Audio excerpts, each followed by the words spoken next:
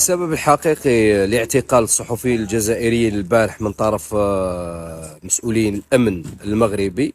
هما المسؤولين الامن المغربي قالوا باللي مواطنين تاع المغاربه اشتكوا من الصحفيين الجزائريين، لكن الحقيقه البارح بعد مباراه الجزائر ونيجيريا في المكان المختلط تاع الصحفيين باش يديو تصريحات تاع اللاعبين، جابوا كرتونه تاع الياورت، جابوها لتما باش الصحفيين ياكلوا. ايا راحوا الصحفيين تاع الجزائر باش يرفدوا ياكلوا الياورت، واحد الصحفي مغربي راح اغتنم الفرصه باش يصور فيديو زعما الصحفيين الجزائريين ملهوفين على الياورت ويرفدوه زعما ويبارطاجيوه.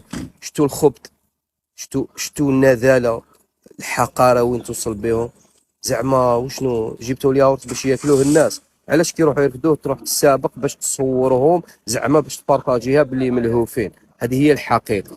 الحقيقه هي انه الصحفيين الجزائريين ما حبوش الاساءه لكرامتهم ولسمعتهم، فصرا واش صرا البارح واعتقلوا الصحفيين الجزائريين. هذه هي السبب، هذا هو السبب الحقيقي. ما كان لا اشتكوا المواطنين كما قال المسؤول تاع الامن، لا والو، هذا هو السبب الحقيقي.